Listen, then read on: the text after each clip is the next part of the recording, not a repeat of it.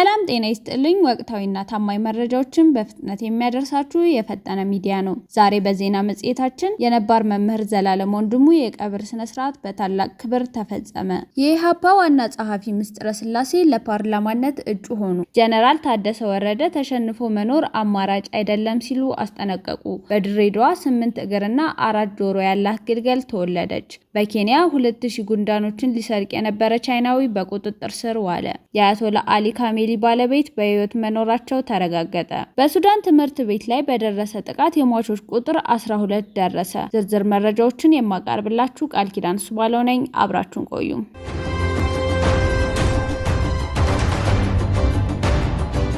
የመምህሩ የቀብር ስነ ስርዓት በመንበረ ጽባዓት ቅድስት ስላሴ ተፈጸመ። የመላው ኢትዮጵያውያን መምህር የሆኑት የዚህ ውድ ሰው የቀብር ስነ ስርዓት በትላንትናው ዕለት በመንበረ ጽባዓት ቅድስት ስላሴ ካቴድራል በታላቅ ክብር ተፈጽሟል። በመላው ሕዝብ ዘንድ የፍቅር እንባ የታየበት ይህ የቀብር ስነ ስርዓት እጅግ በርካታ ወዳጅ ዘመዶቻቸውና መንፈሳዊ ልጆቻቸው በተገኙበት ተከናውኗል።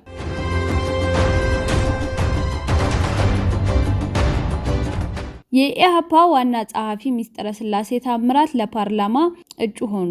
የኢትዮጵያ ሕዝባዊ አብዮታዊ ፓርቲ ዋና ጸሐፊ የሆኑት ምስጥረ ስላሴ ታምራት በመጪው ምርጫ የሕዝብ ተወካዮች ምክር ቤት ወንበር ለመያዝ እጩ ሆነው መቅረባቸው ታውቋል። እጩዋ የሚወዳደሩት በምርጫው ክልል 19 ሲሆን ይህም አካባቢ ጎተራ፣ አዲስ ሰፈር፣ አደይ አበባ፣ ሳሪስ ሃና እና ኃይሌ ጋርመንት እንዲሁም የአካባቢውን ነዋሪዎች የሚያጠቃልል ነው። ምስጥረ ስላሴ ታምራት ለዚህ ምርጫ የቀረቡት ትብብር ለኢትዮጵያ አንድነት የተሰኘውን ጥምረት ወክለው እንደሆነ ተገልጿል። በፖለቲካው ረጅም ልምድ ያላቸው እኚህ እጩ በዚህ በሳሪስና በአካባቢው የምርጫ ክልል ብርቱ ፉክክር ያደርጋሉ ተብሎ ይጠበቃል።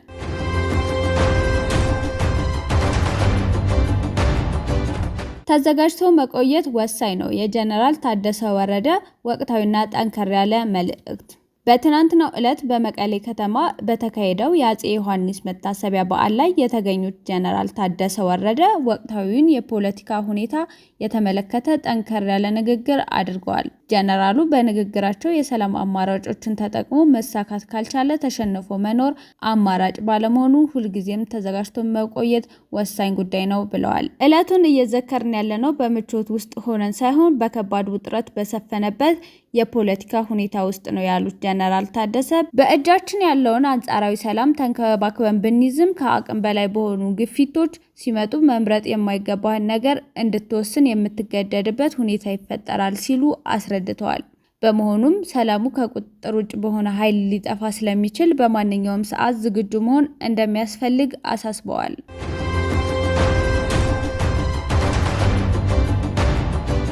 በድሬዳዋ 8 እግርና 4 ጆሮ ያላት ግልገል ተወለደች። በድሬዳዋ ከተማ በተለምዶ ቀፊራ ብረታ ብረት ተብሎ በሚጠራው ሰፈር አንድ አስገራሚ ተፈጥሯዊ ክስተት ተሰምቷል። በአካባቢው የሚገኘው ግለሰብ የሆነችው ፍየል 8 እግርና 4 ጆሮ ያላት ግልገል በመውለዷ ነዋሪውን አስገርሟል። የፍየሏ ባለቤት አቶ ኤፍሬም ተሾመ እንደሚናገሩት በዘርፉ ረጅም ዓመታትን ቢያሳልፉም እንዲህ ያለ አጋጣሚ ገጥሟቸው እንደማያውቅ በግርምት ገልጸዋል። ይሁን እንጂ ግልገሏ በገጠማት የሰውነት መዛባት ምክንያት ሕይወቷ መቆየት አልቻለም። እናቲቱ ፍየል ግን በአሁኑ ወቅት በጥሩ ጤንነት ላይ እንደምትገኝ ተረጋግጧል። በተፈጥሮ ውስጥ አልፎ አልፎ የሚያጋጥሙ እንዲህ ያሉ ክስተቶች በአካባቢው ነዋሪዎች ዘንድ መነጋገሪያ ሆኗል።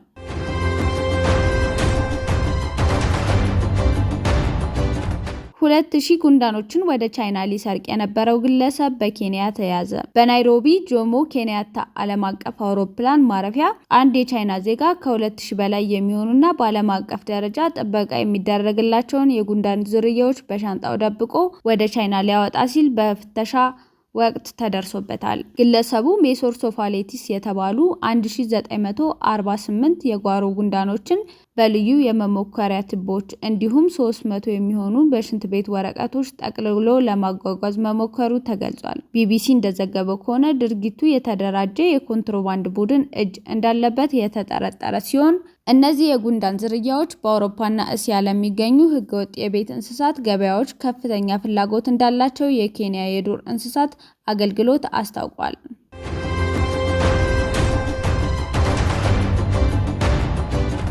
የአያቶላ አሊ ካሜሊ ባለቤት በህይወት መኖራቸው ተረጋገጠ። ሰሞኑን በማህበራዊ ሚዲያና በተለያዩ የመገናኛ ብዙሃን ሲሰራጭ የነበረው መረጃ የሚያስተካክል ዜና ከኢራን ተሰምቷል። የኢራን አብዮታዊ ዘብ ተባባሪ የሆነው ፋርስ ኒውስ ኤጀንሲ እንደገለጸው ባለቤታቸው ላይ ጥቃት ደርሶ ተገለዋል ወይም በኮማ ውስጥ ይገኛሉ ተብሎ ሲሰራጩ የነበሩት ዘገባዎች የተሳሳቱ መሆናቸውን ኤጀንሲው አረጋግጧል። ይህ መረጃ የወጣው በኢራን ከፍተኛ ባለስልጣናትና ቤተሰቦቻቸው ላይ ያነጣጠሩ ሐሰተኛ ወሬዎች እየተበራከቱ በመጡበት ወቅት መሆኑ ዘገባው ከፍተኛ ትኩረት እንዲያገኝ አድርጎታል።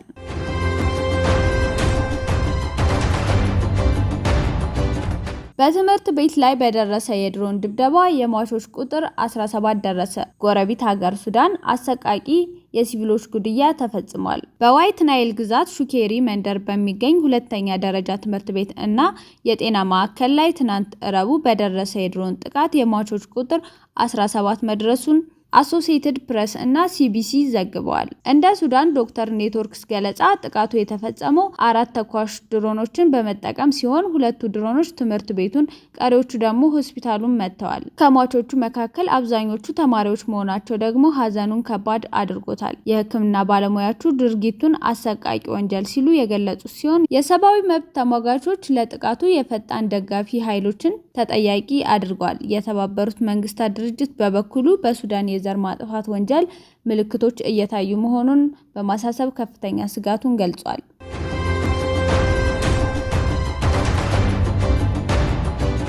የተከበራችሁ የፈጠነ ሚዲያ ተከታዮች ዛሬ ያቀረብናቸው መረጃዎች እነዚህን ይመስሉ ነበር። ቻናላችንን ሰብስክራይብ በማድረግ ሁልጊዜ ፈጣን መረጃዎችን ያገኙ።